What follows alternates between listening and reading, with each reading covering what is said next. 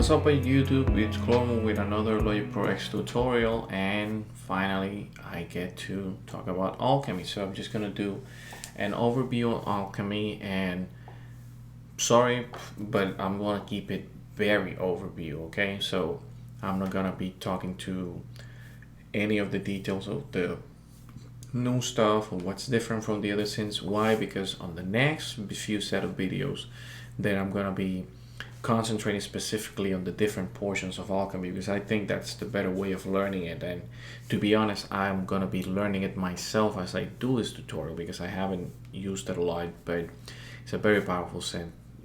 You'll see why in a few minutes.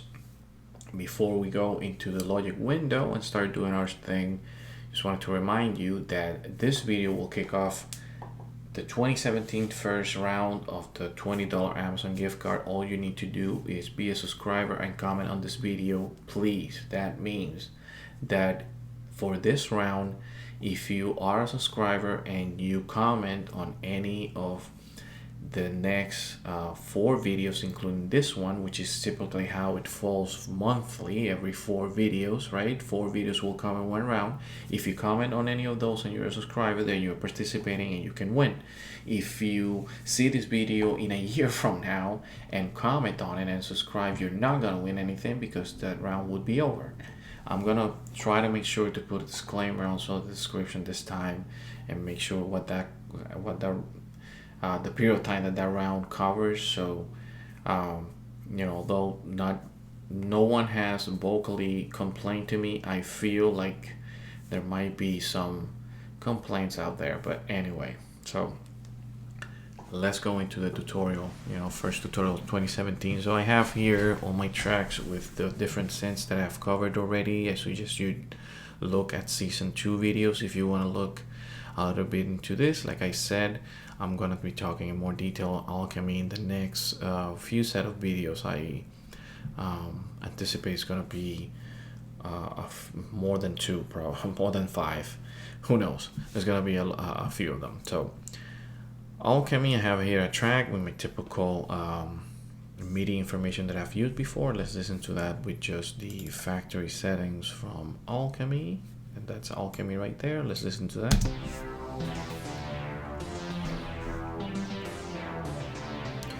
And that's it. That's all I have there. Just crazy MIDI arrangement there. Just a funny thing. And this is alchemy. So when you look at it this way, you might get intimidated right away.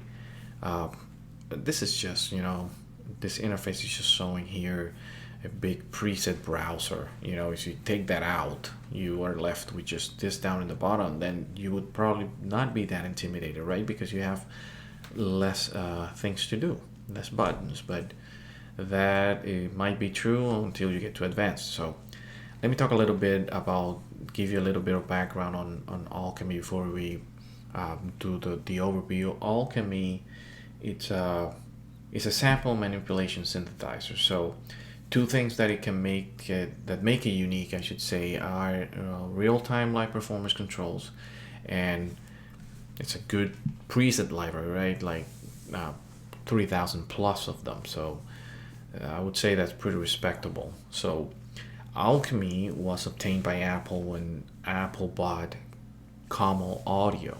So Camel Audio, if you want to learn more about that story, I suggest you Google it. But Camel Audio was the original creator of the Alchemy VST plugin. So Apple bought them, gave Alchemy its own taste, its own flavor, like a lot of things that Apple does, and it came up with its own instrument for Logic Pro X. So I am not sure about the price of this was before, but if you Google that, you will find information. But just for having the Alchemy, from what I've heard, from what I gather, from what I have seen, the little I have seen of the instrument, the price of Logic is covered with this Alchemy, man. So if you learn it, and I suggest you learn it in this video, so obviously, when you learn it, you're gonna probably base your production a little bit more around alchemy. But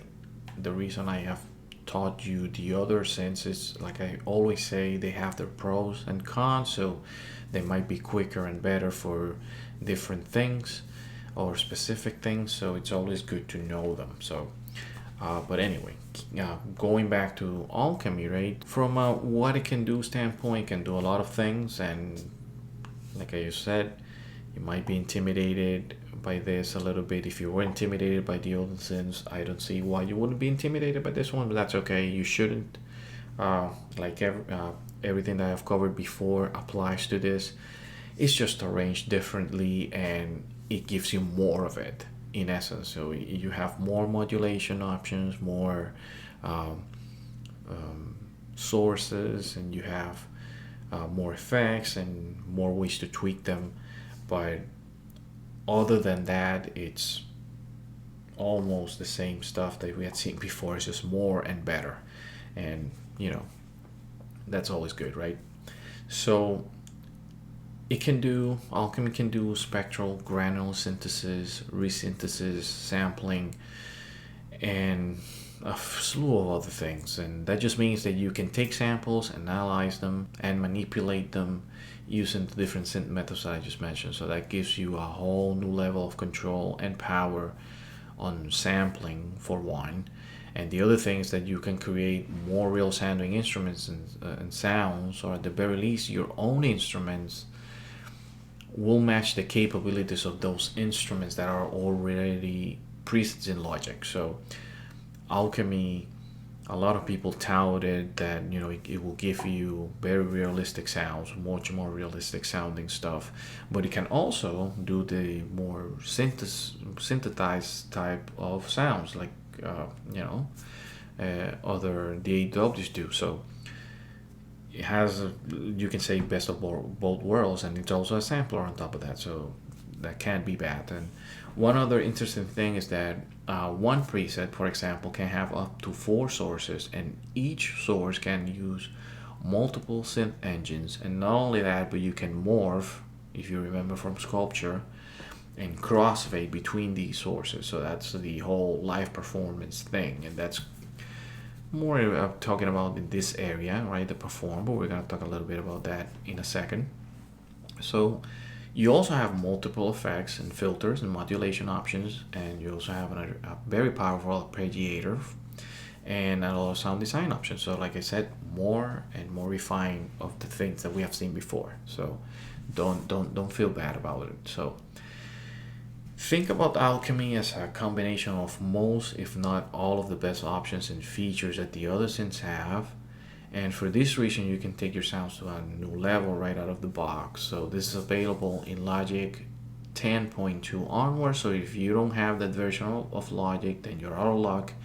And you should not get mad at me when you try to look for Alchemy, you don't find it. So remember, you must be in that version upwards to be able to access Alchemy. So I'm not going to talk exactly how the signal sources flow through Alchemy and all that work, because that, to keep it on an intro video, I have wasted already a few minutes here. So, and I'm going to be talking anyways about it starting the next video onward. So, let's just talk a little bit about the interface. So you have main thing that you have here, you have 3 buttons, right? So you have these buttons are the main views, right? So you can access them by clicking on each one of them. You have browse, simple, and advanced. So browse just gives you access to all of these presets that you see here. So you can filter them in many ways, like genre, timbre. You can just choose from the whole list. You have different subcategories.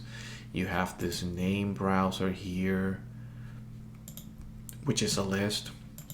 You can save any of the changes that you do to any of the presets when you're in advanced mode or browse mode. You can save them as, you can load, you can do many things.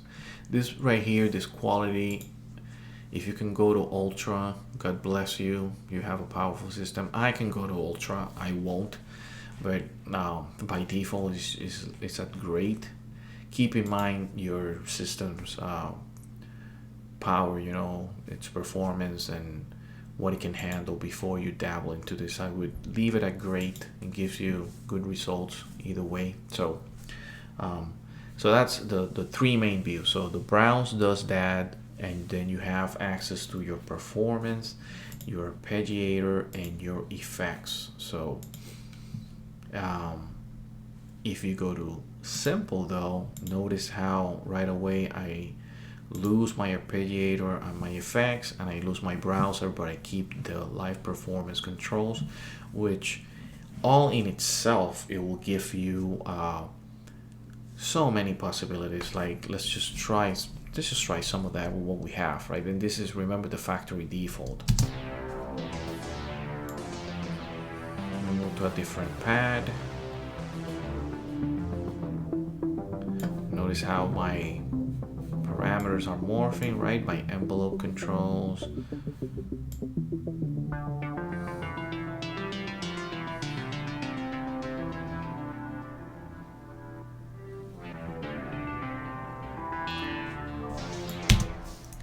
And all of that is automatable on top of that, right? So that's what happens when you go to simple. You have you lose some stuff. But you keep the main portion of it. And I say that just because I just show you that just by using some of the different presets and just playing around with the pads, you can get so many different things out of it. So, and then you have advanced, and advanced does nothing more than it gives you access to a larger interface with all the sections accessible. So you have your performance, you have your arpeggiator effects, and then you have your modulation, you have your if you go to global, you have your sources, your filter parameters, your master parameters, and then at the different banks A, B, and C, and D, you can also access a slew of other parameters and options that, again, not different from what we had seen before. It's just more and better of them. So, and you can also access your sampler, but you can also access all of your other presets. So if you want to go and do a little bit more of a sound design and see how the different presets are constructed, then you can, let's say, go to blacksmith, and you can see how the parameters are established, and play what you have.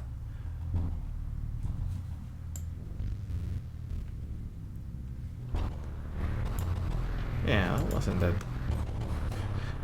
good. I'm not having luck today with the presets.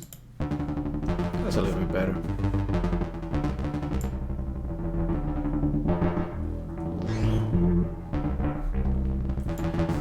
And as usual, when you go to the presets and you see what each does, and you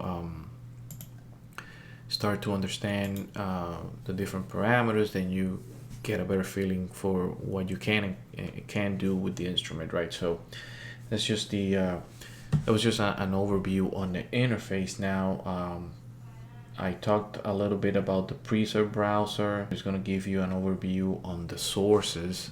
So the sources are only accessible in advanced mode. Keep that in mind. So your sources are located here, and you have 4 different banks, A, B, C, and D. So you have up to 4 sources, like I said in the beginning. They have an identical set of components. So if you see here, all of them have the same parameters, right?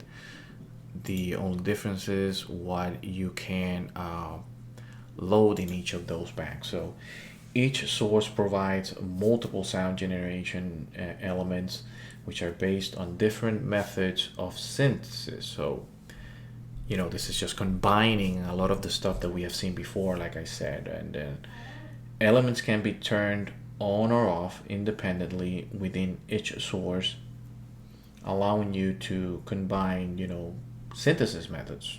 So again, all of that, the best of both worlds, of all of the worlds, I should say.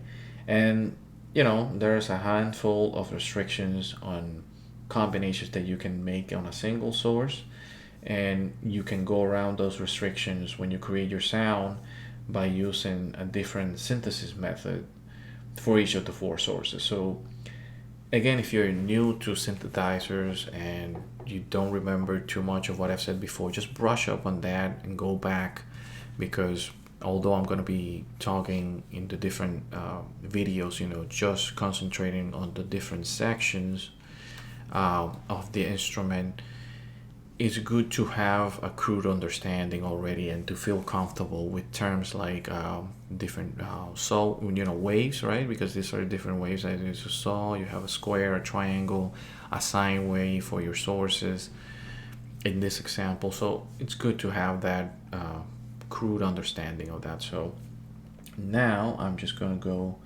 to the a little overview on the source editor window, which is it's only visible in advanced mode, and it can be accessed by going to the different banks. So I'm just going to focus on A. So notice that from global, bank A, it's my saw. So if I go to A, my global parameters like the filter and the master go away, and I can just edit what I have here. Like I can see the shape of that wave. If I change it to a sine wave or to a square wave, I can see the different and then I have an oscillator too.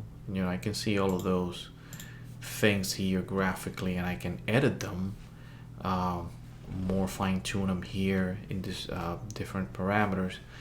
But I can also access a my source editor window with this button. If I go to edit, I will see my A, right? I can just jump from the different ones. I don't have to close and then go to B. If I am at A, go to the editor, I can jump to the different sources here on my bank buttons. And then I have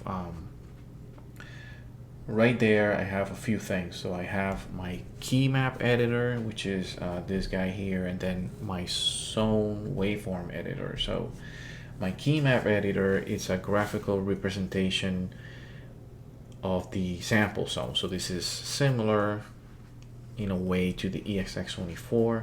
So you in this area can interact with the parameters in the zone section of the inspector.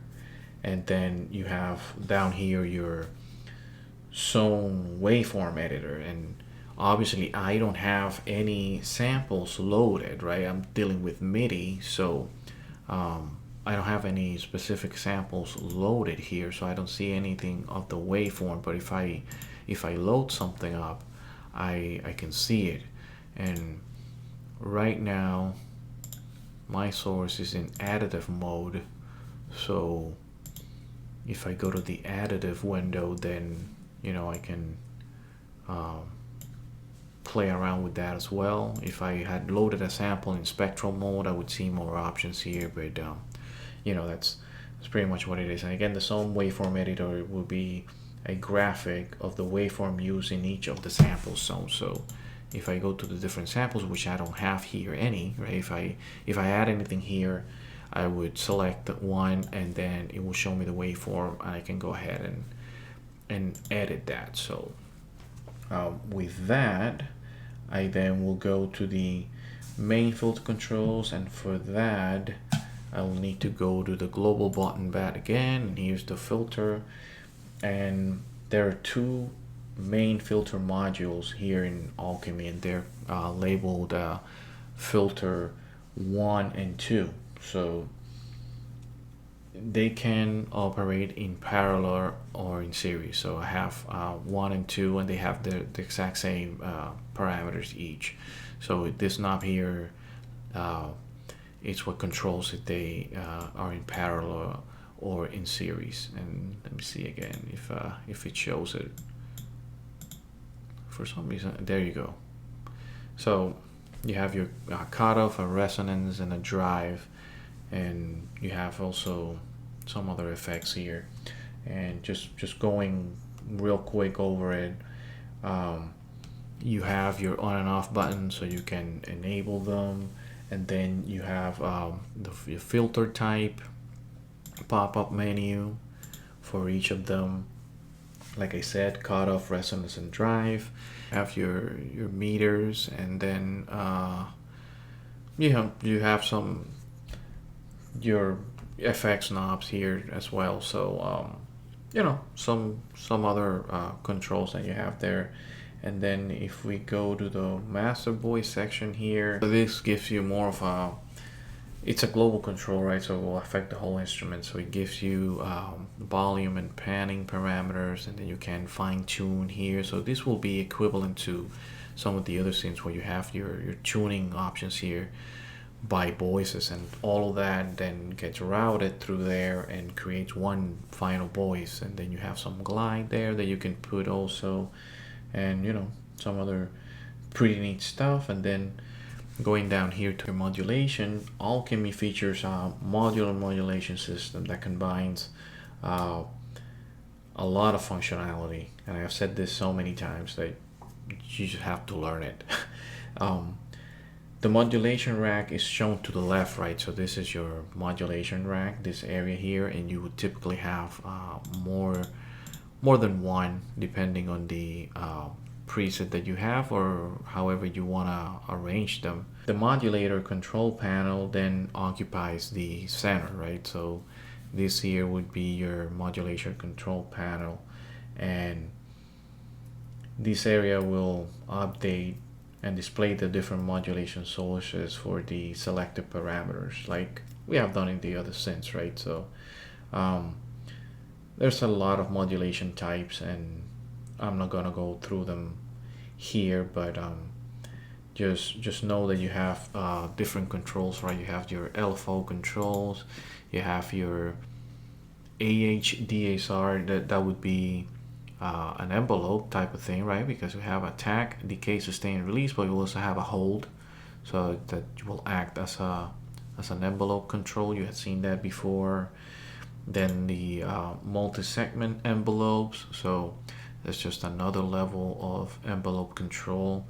The sequencer, which is similar to the arpeggiator, and then a mod map, which I'm gonna talk in more detail about that in the subsequent sections. Then I already showed you here down here the perform and the performance controls, right? That it has 8 knobs, which are this here in the middle. It has 2 XY pads, envelope control, and then you have your transform pads, and all of those in conjunction will give you different output results, like I have done already, right?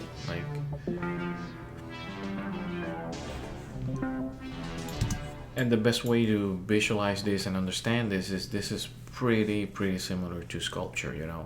You can each pad you can give it its specific parameters, and you can store them. If you change anything, you can swap them, you can change them around, and when you're playing live you can put one in between and get 2, or get like a product of those 4.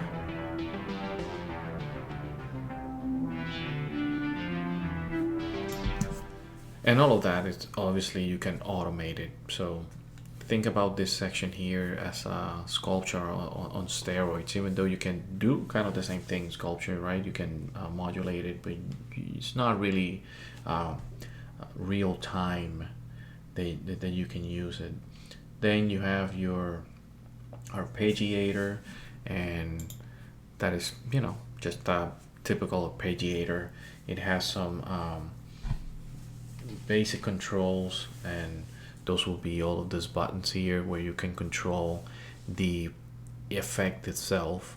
And then you have a sequencer, like I said before, for this arpeggiator, which is very similar to the arpeggiator that you can introduce in your MIDI effects. And if you haven't used it, if you bring it up, although I'm in full screen, so it's gonna do that. It's the same thing, right? Like you can produce an arpeggiation, and you have our sequencer, and you can different levels and introduce that arpeggiator into your sound. But it's just a little graphic contained in this main section, so even that is its own like little portion of the instrument. And then your arpeggiator menu commands just provide a number of functions for managing the patterns, so you can go to step, a multi, and then here you can do velocity, the tuning, the panning, swing, so many things that it just deserves to be talked about separately. And last but not least, we have an effects section, and this is very interesting because they're only showing browse and advanced like we saw before, and then this effects section, it has a multi-effects processor that has 5 independent effects racks, which is main, A, B, C, and D, which is similar to what we have here for our sources. And each rack will let you insert chains of effects. And like for example, in the main, in this preset, I have 5 of them, right? Yeah, 5. I can do the same for A. Like if I have a delay, mod effects, I can turn them on and off, and so on and so forth. Each one of those, and I mentioned this in the beginning, each one of those can have its own separate chain of effects contained into them. So it will be very interesting what you can come up with by doing that. So for each of the effects that's loaded in the effects rack, then there's a corresponding control panel that's showing to the right, like you can see here, right? You have the 3-band EQ. I have a 3-band EQ, all the parameters that it has, and so on and so forth to the right. And if you go to a different banks, you will see the exact same thing. So the let's see, one last thing that I wanted to say here as far as the effects is that the main filters can be independently routed to the A, B, C, and D racks. So that just gives you again a whole level of control that we just haven't seen before in any of the other synths. And this is where Alchemy just blows every other one out of the water. But I realized this was very overview. I didn't spend much time on different parameters because I feel that we have talked about them before. And again, this is more of you have more of those here and with more options and arranged differently. So it just invalidates the need for me to go and do one of the typical videos that I do. So I just did an overview so that you at least can use that as reference to situate yourself in the instrument. And then from the next video onward, then I'm going to start talking about the different things. So I expect to talk about this portion in the first video, right? Just the browser and the different presets and the difference between what you can see in browse and simple and advanced as far as accessing the different presets and how each of them sound like, so you get an idea if you haven't had time to do it yourself and just want to look right away without playing into it. And then I'll just go right on into advance and start talking about the different things, what you can achieve with the sources and the different racks, and then about the filters, master, the modulation section, and then talk a little bit about the sampler portion, which I just went very, very little over, and then after I covered those areas, then we're going to talk about the nitty gritty, which is the performance section, which although there's not much new here, I just want to show you what possibilities you have and what you can do with the presets that already built in, and then start creating your own things. And then talk about the arpeggiator a little bit more and the effects. Like you have seen, you can change so many of them together that you can go so crazy that it really calls for making a different video on its own just to explain those things. So with that, I'm gonna leave you for now. Thanks everybody for watching. As usual, if you are watching my series of videos for the first time and you want to see more of what I do, the graphic below shows every other place that I'm at in the internet out there, in social media. So again, thanks for everybody that's been supporting. 2017 has started pretty good with the Instagram stuff and some of the Facebook stuff, and now I just need to translate that to the YouTube stuff and the music stuff. So with your help, I can do that. So again, I can't thank you enough. So I'll see you in the next video. Peace out, YouTube.